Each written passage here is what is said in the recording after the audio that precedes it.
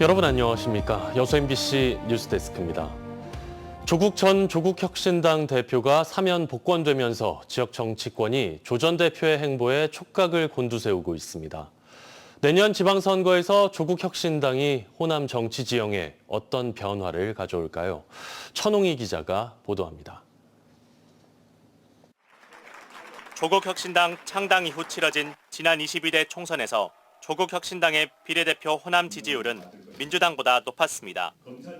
지난해 영광 곡성에 이어 올해 담양에서 치러진 재보궐선거에서도 조국혁신당은 단체장을 배출하거나 민주당을 위협하는 저력을 보였습니다. 조국 전 조국혁신당 대표의 구속 수감 이후 지지세가 다소 주춤하는 듯했지만 정부의 특별 사면으로 조 전 대표가 다시 정치 무대로 돌아올 수 있게 됐습니다. 내란의 위기를 극복하기 위해 범죄의 경중, 국가에 기여한 공로 등을 종합적으로 고려하여 주요 공직자와 정치인 27명을 사면 대상에 포함하였습니다. 주요 대상자는 조국, 윤미향.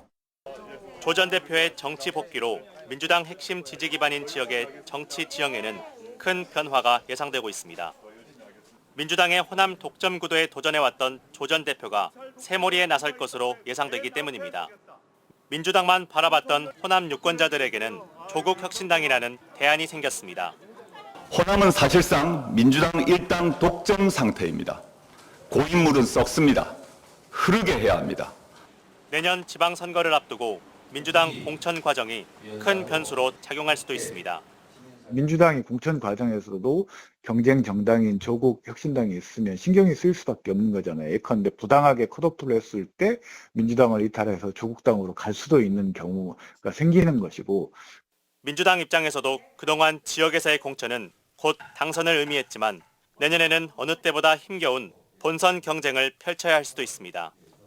민주당과 조국혁신당의 연대 혹은 경쟁 등 다양한 가능성이 제기되는 상황에서 내년 지방선거를 앞두고 지역 유권자들의 표심이 어디로 향할지 주목됩니다. MBC 뉴스 천홍희입니다. 계속된 수익성 악화로 최근 3공장 가동을 중단한 여천 NCC가 이번엔 부도설에 휩싸였습니다. 운영자금 3천억 원을 제때 확보하지 못할 것이란 우려가 컸기 때문인데요. 자금 투입에 부정적이었던 DL케미칼이 입장을 바꾸면서 일단 디폴트 위기에서는 벗어났습니다. 문영철 기자입니다. 국내 3위의 에틸렌 생산 능력을 갖춘 여천 NCC. 수익성 악화로 지난 8일부터 3공장 가동을 중단한 상황에서 돌연 부도설이 터져나왔습니다. 한화솔루션과 DL케미칼이 각각 50%의 지분을 투자해 설립한 여천 NCC는 차입금 등을 갚기 위해 이달 말까지 운영자금 3,100억 원을 확보해야 했던 상황. 한화 측은 1,500억 원을 투입하기로 결정했지만 DL 측은 부정적 입장을 보였습니다. 근본적인 대책이 없는 상황에서 자금을 계속해 지원하는 것은 무리라는 겁니다. 양측의 합의가 이루어지지 않아 자금 확보가 불투명해지면서 부도 가능성이 제기됐고 직원들도 큰 혼란에 빠졌습니다. 지원을 끊겠다고 하는 것들이 저희로서는 좀 충격이고 생존권에 관계된 문제이기도 하고. 여천 NCC가 설립된 이후 지금까지 DL케미칼이 받아간 배당금은 2조 2천억 원. 책임을 외면하고 있다는 비판까지 나오자 DL 측은 오늘 긴급 이사회를 열어 여천 NCC에 대한 자금 지원을 결정했습니다.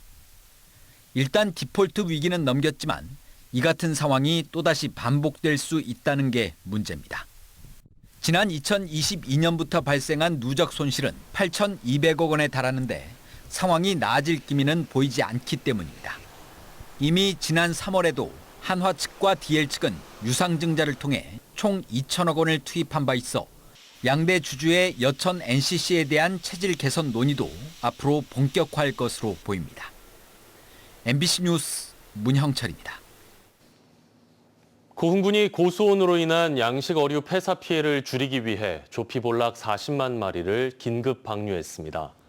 고흥군에 따르면 도양읍 소록지선과 화도지선 등 5개 어가로부터 신청을 받아 국립수산물품질관리원의 전염병 검사를 마친 조피볼락 40만 마리를 바다에 방류했습니다.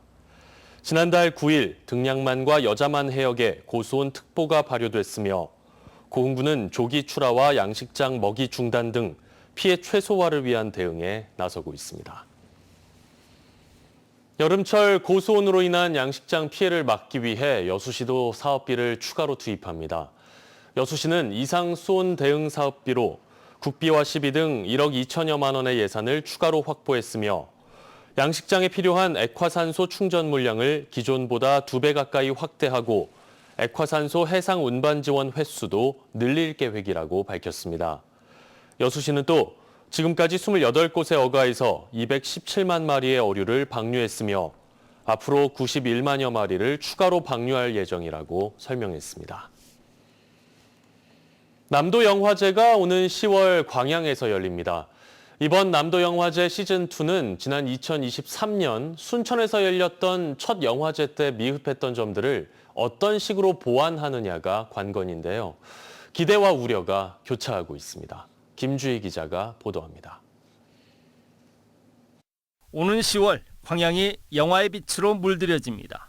지역 최초 로컬 영화제인 남도영화제 시즌2 광양이 오는 10월 23일부터 5일 동안 광양 빛과 철로 물들다란 컨셉으로 막을 올립니다.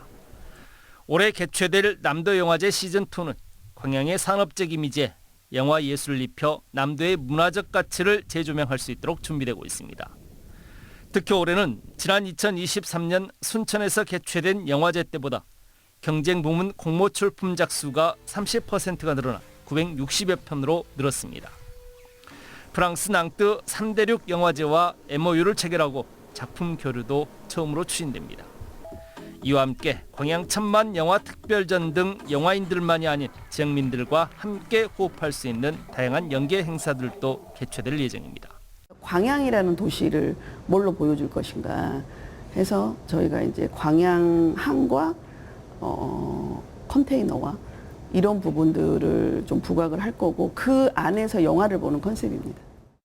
광양시는 이번 영화제가 산업도시 광양의 이미지를 새롭게 바꾸는 의미 있는 행사가 될 수 있을 것으로 기대하고 있습니다. 지역 곳곳이 매력이 넘치는 문화예술 도시도 알릴 수 있는 기회가 될 거라고 생각하고 있습니다. 그리고 또 지역민들에게 지금까지 접해보지 못한 다양한 장르 영화를 가까이에서 관내에서 이렇게 접할 수 있는 기회가 되고요. 하지만 남도 영화제를 바라보는 우려 섞인 시선들도 없진 않습니다. 지난 2023년 순천에서 열린 첫 남도 영화제가 참여 인원수 2만여 명에 그치는 등 지역 호응을 이끌어내지 못한 채 막을 내렸던 선례를 반복해선 안 될 것이라는 지적입니다. 또한 전남 22개 시군을 순회하며 개최하는 로컬 영화제의 성격인 만큼 지역만의 독특한 생활과 문화를 담아낸다는 영화제의 방향성도 다소 추상적입니다.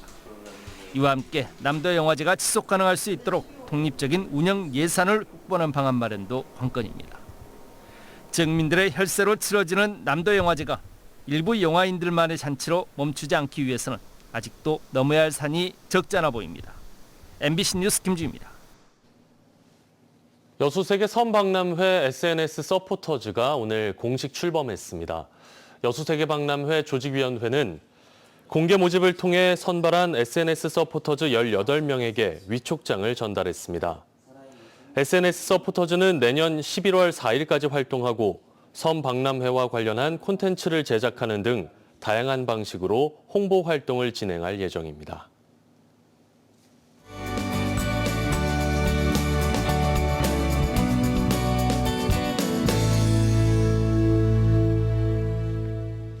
여수 상화도와 하화도는 다들 한 번쯤 들어보셨을 겁니다. 백패킹과 트레킹으로 워낙 유명해서 전국에서 관광객들이 찾고 있는 섬이죠. 고흥에도 이름이 똑같은 섬이 있습니다. 그런데 여수보다는 작고 덜 알려진 섬이죠. 그런데 숨은 매력이 아주 많다고 합니다. 김단비 기자가 그 섬에 다녀왔습니다. 고흥 거금대교에서 나란히 보이는 두 개의 섬, 화도입니다. 소록도와 거금도 사이에 자리 잡은 화도는 북쪽의 상하도와 남쪽의 하화도로 나뉩니다. 제 뒤로 보이는 섬이 상화도입니다. 썰물 때는 두 섬을 연결하는 500m 바닷길이 열립니다. 한 달에 열흘 정도 마치 모세의 기적처럼 바닷물이 양쪽으로 갈라져 길이 드러납니다. 이때는 걸어서 두 섬을 오갈 수 있고 바지락 등 해루질 체험도 가능합니다. 상하도 건너갈 수 있게끔 물 나거든요. 그때는 가서 조개도 캐고 그 장화 신고 뻘에 가서 개도 잡고. 고흥의 화도는 백패킹과 트레킹으로 유명한 여수 상하화도와 달리 지도에도 잘 보이지 않는 조그마한 섬입니다. 하지만 녹동항에서 배로 15분 거리로 쉽게 접근할 수 있고 평화로우면서도 아름다운 풍경을 자랑합니다. 특히 하화도는 폐교를 마을 펜션으로 바꾼 뒤 관광객도 늘었습니다.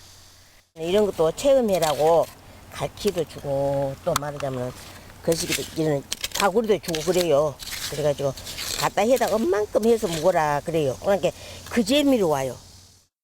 해안선을 따라 이어진 둘레길과 산책로도 화도의 자랑거리입니다. 시원한 바닷바람을 맞으며 거금대교와 함께 푸른 바다를 감상할 수 있습니다.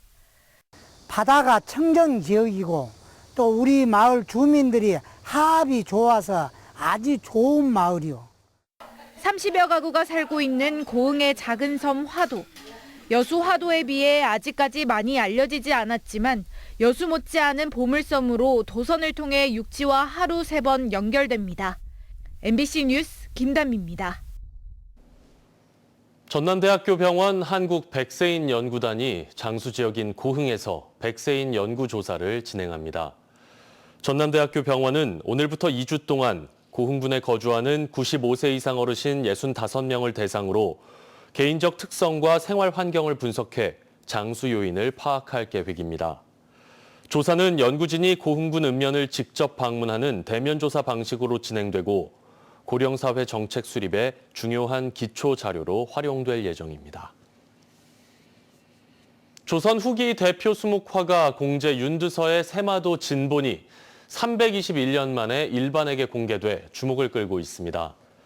제4회 전남국제수묵비엔날레에서 공개되는 세마도는 현존하는 말그림 중 제작 연대가 기록된 기년작이자 가장 이른 시기의 작품으로 제작 연대와 공제 윤두서의 주문인이 찍혀 있습니다. 세마도는 그동안 학계 논문이나 도록에서 일부 이미지로만 소개됐고 보존 상태조차 구체적으로 알려지지 않았던 수묵화입니다. 지난 5월 큰 불이 난 금호타이어 광주 공장 해체를 위한 행정 절차가 다소 늦어져 본격적인 해체 공사는 이르면 내일부터나 본격화할 예정입니다. 불이 시작된 지점에서 화재 감식기를 찾아내는 게 급선무인데요. 경찰과 소방당국은 다음 주 처음으로 현장 감식도 진행합니다. 주현정 기자의 보도입니다. 금호타이어 광주공장 대형 화재는 타이어 재료를 혼합하는 오븐 장치에서 불꽃이 튀면서 시작됐습니다. 화재 발생 3개월여 만에 시작되는 해체 작업은 처음 불이 난 지점에 설치된 화재 감식기를 찾는 것부터 시작됩니다. 화재 감식기는 발화 시점에 화재 정보가 담긴 것으로 추정되는 일종의 센서입니다. 그동안은 추가 붕괴 위험 등으로 화재 조사와 감식은 물론 접근도 하지 못했던 곳입니다. 광주경찰과 소방당국 등은 이곳에서 오는 18일 첫 합동 현장 감식을 예정하고 있습니다. 구체적으로 어디서 어떻게 불이 시작됐는지 또 번졌는지 등을 파악할 예정입니다. 본격 철거에 앞서 이번 주는 수월한 현장 감식을 위해 발화 지점 정비 작업이 진행됩니다. 우리가 그 감식기 먼저 찾아냈고 또 이제 국가기관에서 그거를 이제 원인 분석을 하시겠죠. 그리고 이제 그 철거 작업을 이제 진행을 하겠죠. 다만 오늘부터 예정됐던 해체 작업은 절차가 다소 늦어지며 이르면 내일부터나 가능할 전망입니다. 광산군은 지난주 금호타이어가 제출한 착공 신고서에 대한 보완을 요구했습니다. 안전관리계획 관련으로 국토안전관리원의 최종 승인을 받아 해체 공사를 시작한다는 계획입니다. 건축물관리법에 의거해서 적법하게 지금 해체 허가 단계는 지금 진행했고요. 이 해체 공사가 마무리되는 시점까지 안전을 위해서 안전 관리를 강화해서 지상 3층 규모의 건축물 해체 공사는 철거용 특수장비, 데몰리션 8대 등이 투입돼 오는 11월 초 모두 마무리됩니다. 한편 금호타이어 노사는 화재 피해가 없는 1공장을 연내 가동하고 2028년 한평 신공장 가동 일정에도 최근 합의했습니다. MBC 뉴스 주현정입니다. 국립순천대학교가 교육부 주관 국립대학 육성사업 성과평가에서 광주 전남의 대학 중 유일하게 2년 연속 최고 등급을 획득했습니다. 이번 평가에서 교육혁신 성과와 자체 성과 관리 2개 부문에서 최고 등급을 받았고 총 125억 원의 사업비를 확보했습니다. 국립순천대는 미래 역량 중심 교육 체계가 제대로 평가받은 결과라며 글로컬 대학 등 국가 재정 지원 사업과 연계해 지역사회와 동반 성장하겠다고 밝혔습니다. 무더위는 주춤했지만 종일 흐리고 비가 내렸습니다. 내일도 전남에는 20에서 60mm, 많은 곳은 80mm 이상의 강한 비가 내리는 곳이 있겠습니다. 전남 동부권의 내일 아침 최저 기온은 22도에서 24도, 한낮 최고 기온은 28도에서 29도로 평년보다 낮겠습니다. 바다의 물결은 남해 서부 앞바다에서 0.5에서 1m, 먼 바다에서 0.5에서 2m로 비교적 잔잔하게 일겠습니다. 어제 오후 4시 15분쯤 고흥의 한 새우 양식장에서 수중 모터를 정비하던 외국인 노동자 2명이 감전돼 모두 숨졌습니다. 이들은 수중 모터가 작동하지 않자 부유물을 빼내기 위해 정화시설 안으로 들어갔다가 사고를 당한 것으로 조사됐습니다. 또 경찰 조사 결과 방수복 외에 별다른 안전 관련 장비는 착용하지 않은 것으로 확인됐으며 노동부는 산업안전보건법 위반 여부 등을 파악하고 있습니다. 어제 오후 4시 40분쯤 여수 거문도 인근 해상을 항해하던 화물선 안에서 30대 외국인 선원이 추락했습니다. 해당 선원은 발견 당시 의식은 있었지만 거동이 불가능했으며 출동한 해경에 의해 안전하게 구출돼 여수의 한 병원으로 이송됐습니다. 여수해양경찰서는 해당 선원이 화물창 청소 작업을 위해 사다리를 타고 내려가던 중 5m 높이에서 발을 헛디딘 것으로 보고 정확한 사고 원인을 조사하고 있습니다.